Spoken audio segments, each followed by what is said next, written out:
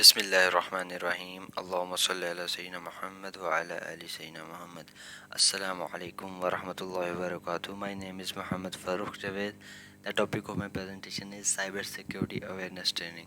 So first of all, we saw what is the outline of this session. We will saw what is cyber security, why cyber security awareness training is necessary for all the peoples, whether you are a technical person or non-technical person, whether you are employed or a businessman. Cyber security awareness training is very necessary. Then we will saw cyber threats and overview, which will cover inshallah. And then we will saw password protection and safe cyber hygiene and habits to avoid hackers attack. So first of all, we see what is cyber security. Cyber security refers to the body of technologies, processes, and practices designed to protect networks. Basically, cyber security is a technology which we adopt to protect our devices. Cybersecurity may also be referred as computer security. Then there are three main components. We will say cybersecurity concept. The first one is confidentiality. The second is integrity. The third is availability. So we will saw the example of WhatsApp. WhatsApp. First of all, confidentiality. In confidentiality, our data must be shown to ourselves, not unauthorized access. Mean authorized access to the data is confidentiality. Okay, now the next is integrity. Integrity, we will see the example of WhatsApp. Okay, when we message someone, hello, if it goes to hello to the person which we will send, then the integrity is 100%. But if unauthorized person, a man in the middle attack, basically uh, changes the data over to other person, then it is not integrity, then our integrity is compromised. The third is availability, that our data shows to uh, authorized parties. Showing of data is availability. So that's the three key concepts of cybersecurity. Then why is cybersecurity awareness important? We must protect our computer, smart devices, and data in the same way that we secure to doors, and then we secure the doors of our homes and offices. We must take along our offline security mindset to the online space. Safety, we must behave in ways that protect us against risks and threats that come with technology. Okay, there are a few points in it. Technology alone cannot protect you from everything. We must be aware of the things, the devices, the tool that protect us. Attackers go where security is weakest. If there is any weakest link in our security, we saw the um, unauthorized things. We click on unauthorized link, then there is, we must be, our security is weak. And then humans are linked in the chain and the first line of defense. We are the first line of defense in it. If we secure our devices, then nothing will happen. Our device is 100% secure. Essential to reducing cybersecurity risk. Cybersecurity awareness is for everything, because uh, every person holds the devices, mobile, tablet, PC. So cybersecurity awareness is for everything. Then there are cyber security awareness beliefs. People say, when we told people that you are important, they say I am not important and no one will find me. I don't have anything. Anyone would want to steal, I can't stop them ever if I want to. Then we say you are exactly what an attacker wants. Attacker wants this mindset. So cybersecurity is not about computers; it also about behaviors, how we behave. So then hackers steal our data. Okay, there is other thing, that is cyber threat overview. Cyber croaks are online daily monitoring and seeking victims to attack. There are basic strategies that they apply to get a victim started in their lead to strike. So as an internet user, it is important you have an idea of the prevailing approach and how to safeguard yourself. There are four types of cyber threats. First one is social engineering, second one is malware, and third one is distributed denial of service. We called it DOS attack, and man in the middle attack, the Zarfan. So we will see we will see these concepts now. Social engineering attacks involve some form of psychological manipulation, fooling otherwise unsuspected users or employees into handling over confidential or sensitive data. It applies to the use of deception to gain information or manipulate people into performing actions or divulging confidential information. Some forms of social engineering include phishing, spam messages, tailgating, pretexting.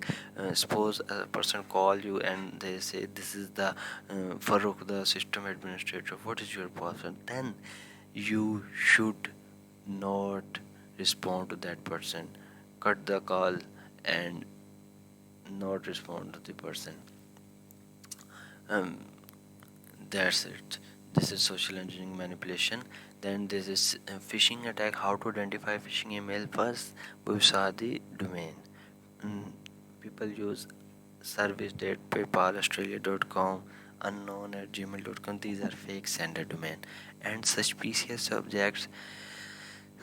The subject of the email is not good. The poor English used in this um, email must have a link for you to click in the email. Generalized greeting होगी. That's it.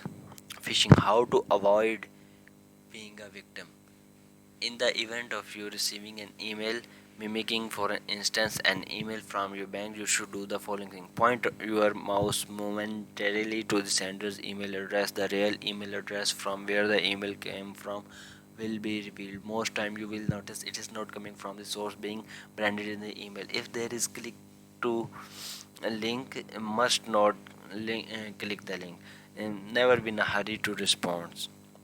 Then we will see spam. A spam is an unsolicited message sent in bulk that is to many persons at same time over the internet or through any electronic messaging system. Spamming is a method whereby the fraudster sends a message either by email, SMS, or chat, dangling a reward, most times so good to be true. The message will solicit that user fill out a form and send back a code or sign up in other to receive something or avoid danger.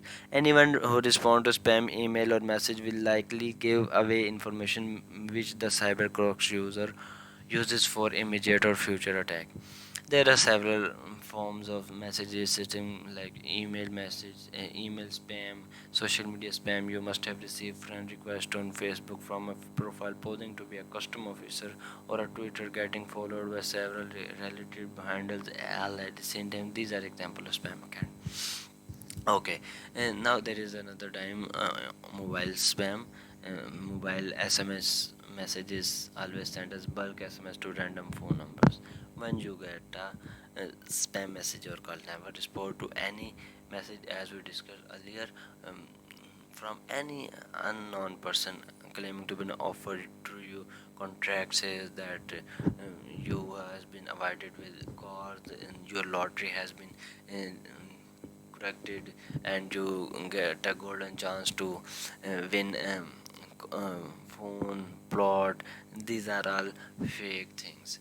Never respond to any message from any person claiming to the offer that I told you. Sometimes the sender would claim to have mistakenly entered your number for a sign-in request. You send them a code, you see button. This is a pointer that if you receive, you will fall victim. Then the other type is malware, malicious software. Malware is collective name for code developed by cyber attacks, typically designed to cause extensive damage to computer system and data, or to gain unauthorized access to a network. Malware codes are delivered in different ways. The payload delivery format results to the different forms of malware. Forms of malware include virus, worms, trojan, or ransomware and spyware. So another thing is, do not respond to that attack. Don't click on any link that feels suspicious to you. Malware, there are types of malware: virus, worm, spyware, Trojan house, are all hacking your device, your credit card detail, password, and other sensitive information. Um, Worm is anything that starting one factory machine, they wave their way through the network. They create a network of viruses causing damage to the core system file and to the other systems that connect to the system. Okay, Trojan house is a virus that hide in a computer and cause backdoor, creating security breach. Okay, another types of malware is ransomware. Is it designed to infect user system and encrypts its data? Ransomware comes with a heavy price. Ransomware has targeted some of the biggest organizations in the world. Then the other types of the cyber threats is man-in-the-middle attack. An attacker pretends to be your final destination on the network, or you are linked to a service is internet access. These are the access you made a message to the other WhatsApp user, hello, and the person in the which is the attacker hacker changes the message to hello to core something else. This is the thing, the man in the middle attack. And then distributed denial of service attack. Distributed denial of service attacks are carried out with networks of internet connected machines, suspicious amounts of traffic originating from a single IP address or IP range. This is the another threats of internet effect. Then this is the key thing which we must ensure in our session: preventions and measure to protect your devices.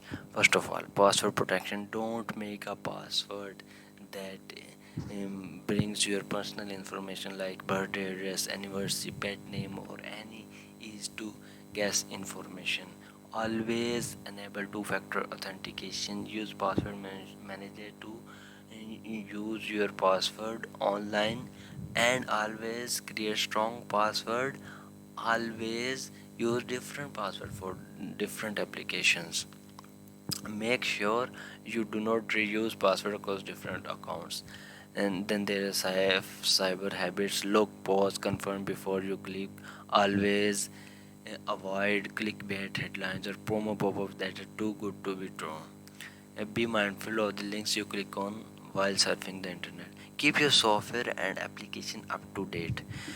Ensure to install licensed software and that you get your mobile app from trusted site stores, e.g. Play Store, App Store, but do not use third-party application like WhatsApp, GB WhatsApp, FM WhatsApp.